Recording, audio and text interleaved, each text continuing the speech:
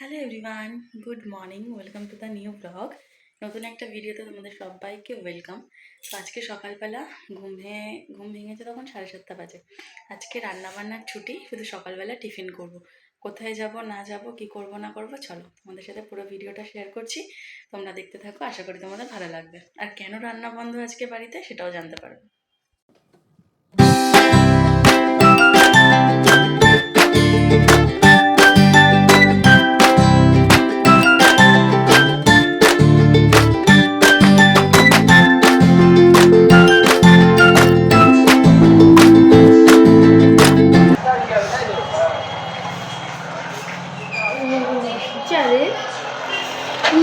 আমাদের বাড়ির ভিআইপি, তোর জন্য কি আর আমরা লিকারটা করতে পারি বল?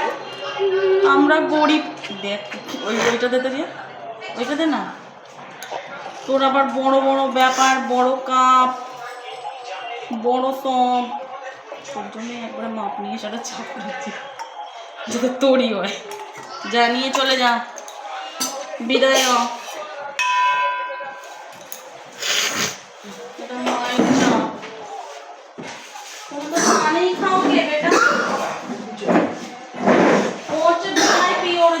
স্পেশাল চা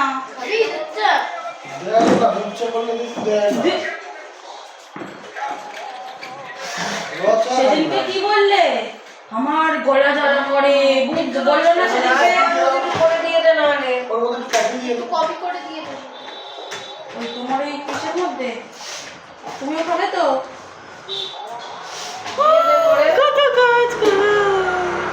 আজকে আমরা সেরকম কোনো কাজবাজ করিনি। আর অ্যাভয়েড মাই হেয়ার, এটা এমনি ঝুটি এখনো বেরিয়ে আছে। তো যাই হোক, আজকে তো বললামই যে আমাদের কিসের নেমন্তন্ন আছে। এতক্ষণ, এখন বাজে 12:31, এতক্ষণ আমরা সবাই মিলে গল্প করে কাটিয়ে দিলাম। রিয়া এসছে, তো ওর পার্লারের এখানে ক্লাস আছে, ও শিখছে, তো তার জন্য এসছে, ওইদিকে ক্লাসে চলে যাবে। আর আজকে তো আমাদের বললামই যে আমাদের দুটো বাড়িতে নেমন্তন্ন আছে। তো ফার্স্টে আমরা যাবো আমাদের বাড়ির ওখানটা, আর আমি আজকে এই শাড়িটা পরে যাবো। এই যে, আর আমার তো আজকে শাড়ি পরানোর লোক আছেই, তাই আমার নো টেনশন, নো চিন্তা। তো রিয়া এখন বাথরুমে গেছে, এসে তারপরে আমি ঢুকবো, স্নান করে সবাই মিলে তারপর যাবো। চলো, এই যে রেডি। গিফটটা নিয়ে আসিস। এই চলো নিচে রাখো, যাচ্ছি। আবার অত কিছু দেখি কি সব বলি আমাকে। এই যে, আরে তরকারিওয়ালার বউ আবার এত সাজ, আমার বাপের মতো সরকারিওয়ালা কি করতে?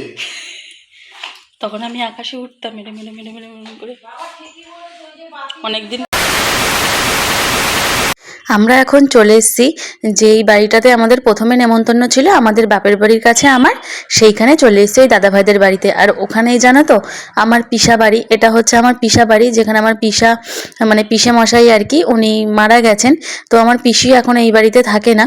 তো এখন এই বাড়িটা এরকমই পড়ে আছে, দেখতেই পাচ্ছ। বাড়িটার মধ্যে না উঠোনে বারান্দাটায় অনেকটাই জল। আর মানে এই বাড়িটায় কি বলবো, ছোটবেলা থেকে এই বাড়িটায় আমার প্রচুর স্মৃতি, প্রচুর স্মৃতি। ওই যে বারান্দাটা দেখালাম, ওখানে বসে আমি আর আমার পিসা একসাথে বসে ভাত খেতাম। আর এই যে কুল গাছটা দেখতে পাচ্ছ, এই কুল গাছটায় আমার পিসা জানো তো কাউকে হাত দিতে দিত না, আমি কুল পারবো বলে। আর আমি এই টালিতে উঠে, সিঁড়িতে উঠে এখান থেকে কিন্তু কুল পারতাম। এই কুল গাছটার সাথে, এই পুরো বাড়িটার সাথে আমার ছোটবেলায় অনেক স্মৃতি জড়ানো আছে। আজকে আমি সত্যি যখন এই বাড়িটাকে এরকমভাবে দেখছিলাম না, আমি খুবই খুবই ইমোশনাল হয়ে পড়েছিলাম।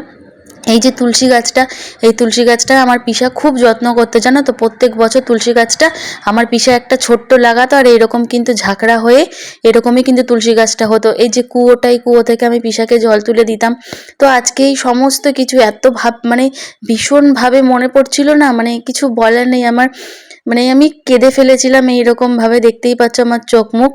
মানে আমি শুধু ভাবছিলাম যে ছোটবেলাটা আমি এই বাড়িতে কতটা সুন্দর স্মৃতি হিসেবে কাটিয়েছি এই বাড়িটায়। তো যাই হোক, ওখান থেকে বেরিয়ে আমি ওখান থেকে অল্প একটুখানি খাওয়া দাওয়া করে এখন চলে যাচ্ছে আরেকটা বাড়িতে।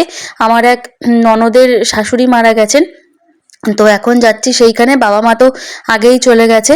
তো এখন এই যে আমরা দুজনেই যাচ্ছি, ব্যাস এরপর ওখান থেকে খাওয়া দাওয়া করে তারপর আমরা বাড়ি চলে যাব। যেহেতু দুটো নেমন্তন্ন একসাথেই পড়েছিল, তার জন্য দুটো নেমন্তন্নই রক্ষা করতে হতো, না হলে একটা খারাপ লাগে। তো তার জন্য ওখান থেকে আমরা অল্প কিছু খাওয়া দাওয়া করে সবার সাথে দেখা করে তারপর আমরা চলে এসেছি হচ্ছে এইখানে। আর এইখানে এসে সবার সাথে কথাবার্তা বলে আমরা এখন খেতেও বসে গেছি। এইখানে অনেক লোক হয়েছিল, বাবা মার আগে খাওয়া হয়ে গেছে, আর এখন বাবা মার জায়গাটাতেই আমি আরও বসে পড়েছি। এখন খাওয়া দাওয়া করে সোজা বাড়ি চলে যাব। আর এখন আমি বরের সাথে এখানে কথা বলছি, ওর পাতা প্লেট দিয়ে গেছে, আর সেটাকে নিয়েও কি করছে সেটা নিয়েই এখন আমরা খাওয়া দাওয়া করে বাড়ি যাব। 4:30 বাজে, এই এখন খেয়ে দিয়ে বাড়ির সামনে দাঁড়িয়ে আছি। আমাকেও দিয়ে গেল, মাকে নিয়ে গেল ঈশিতার মা কাকিমাদের বাড়িতে, মা ওখানে বসে একটু গল্প করবে। আর এই যে দাঁড়িয়ে আছি, বাবা আসলে তারপর ঘরে ঢুকবো দুজনে একসাথে। ও বললো দাঁড়াতে, বাবা আসলে একবারে যাবো। চলো ঘরে গিয়ে আবার কথা হচ্ছে। বাড়িতে এসে ঘরে ঢুকে ছাদে গিয়েছিলাম যে কটা ছবি তুলবো বলে। তো ছবি তোলা তো আর হলো না, কারণ অন্ধকার হয়ে গেছে, সেরকমভাবে আলো আসছিল না, তাই আর ভালো হয়নি। আর এখন শাড়িটা ঘরে এসে কটা ছবি তুলেছি, দেখতেই পাচ্ছ সব লাইটগুলো ধরানো। ঘরে এসে কটা ফটো তুলেছি, আর ফটো তুলে তারপরে হচ্ছে কটা রিলস বানিয়েছি, যেগুলো তোমরা শর্টসে দেখতে পারবে ইউটিউবে। তো তারপর ফ্রেশ হলাম, ফ্রেশ হয়ে এসে এখন সায়া ব্লাউজগুলো আলাদা করে রেখেছি, ওগুলো কালকে সকালবেলা ধুয়ে দেবো। শাড়িটা তো আর ধোবো না, তাই শাড়িটা ভাঁজ করে রাখছি। তো ওই শাড়িটা জানো তো আমি কেনার পর এই দুবার পরলাম শাড়িটা। তো এগুলো তো খাদির শাড়ি, শাড়িটা খুবই সুন্দর, কিন্তু ওই যে আর শাড়িটার না আমার ব্লাউজ পিস কাটা হয়নি। শাড়িটা এত বড়, মানে কি বলবো তোমাদের, শাড়িটার ব্লাউজ পিস কাটা হয়নি বলে এতটা ভারী, মানে ভারী তো হয় না এগুলো, তবে অনেকটা ফুলে থাকে শাড়িটা, এটাই। কিন্তু শাড়িটা খুব সুন্দর, আমি এই নিয়ে দুবার পরলাম। খুব ভালো শাড়িগুলো, পরতে খুব ভালো লাগে। আমার ইচ্ছা আছে এইরকমই সাদা লাল একটা শাড়ি কিনবো, পুজো টুজো কোনো সময়, কিছু বাড়িতে পুজো টুজো হলে খুব ভালো এগুলো পরার সময়। তো চলো এখন এগুলো করে একটুখানি রেস্ট নিই, পরে আবার দেখা হচ্ছে তোমাদের সাথে। Good evening everyone. একটুখানি শুয়েছিলাম, ঘুম তো আসেনি, হেডফোনটা কানে লাগিয়ে ভিডিও চালিয়ে একটু শুয়েছিলাম, এপাশ ওপাশ করতে করতে 7টা বেজে গেছে। এখন যাই উঠি চা করি। কেউ আসেনি, ও আসেনি, রিয়াও আসেনি, মাও আসেনি, কেউ আসেনি, বাবা আর আমি আছি। বাবা ওই ঘরে শুয়ে আছেন। আর আজকে মানে কানের টানের পড়ে আছি তো, মানে অন্যদিন তো কিছুই পড়ে থাকি না আমি, নিজের ইচ্ছেতে পড়ে থাকি না এমন না, হয়তো সবাই ভাবতে পারে, আমার রিলেটিভরাই অনেক সময় ভাবে যে কীরকমভাবে থাকে সারাদিন ঘরের মধ্যে, কানের থাকে না কিছু না। কিন্তু সত্যি কথা বলতে আমি কিছু পড়ে থাকতে পারি না। আমার এই মানে এই যে আমি এতক্ষণ পড়ে আছি না, কানেরটা শুয়েছিলাম, খুলতে ইচ্ছা করেনি তখন আর, মানে পুরো কান আমার ব্যথা হয়ে গেছে। এটা যদি আমি সারা রাত কন্টিনিউ করি আমার কান থেকে রক্ত বেরিয়ে যাবে। তো তার জন্য আমি একটু পরে এটা রাত্রেবেলা শোয়ার আগে খুলে রাখতে হবে আমাকে। আমি নাকেরটা পরে থাকি, তাতেই আমি সারাদিনে কতবার এরকম নাক নিচু করে নাকেরটা এখানে চুলকাই, এরকমই, মানে আমি কোনো কিছুই কন্টিনিউ করতে পারি না। এই যে দেখো গলায় চেন পরেছিলাম, সেটাও খুলে ফেলেছি, আমি কিছুই পরে থাকতে পারি না। তো আজকে একটু শাড়ি পরেছিলাম, অনেক দিন পর শাড়ি পরেছিলাম।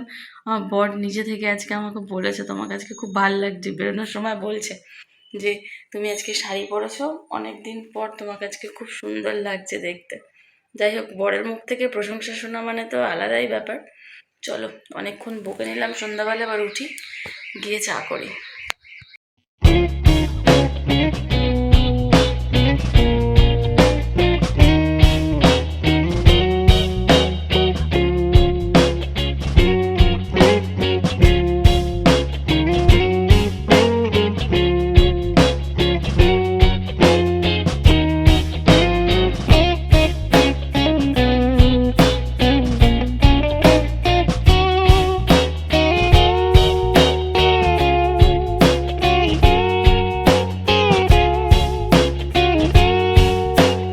সেই তখন থেকে দুজনে মিলে বসে আছি, ভালো লাগছে না। বাবাকে তো চা করে দিলাম, বাবা চা খেলো।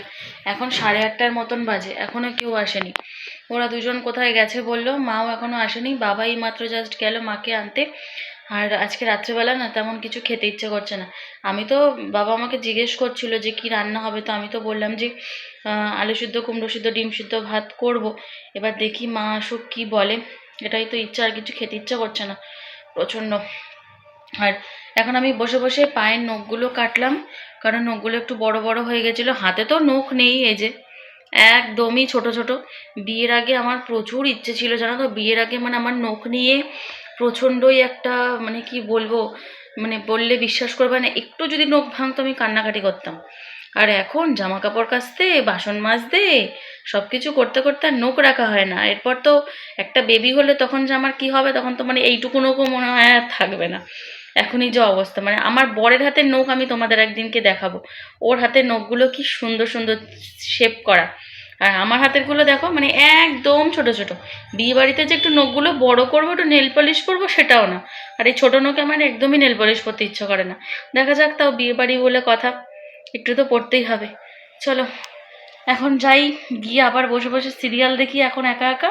তারপর মা আসলে তারপর রান্না বান্না বসাবো। চলো।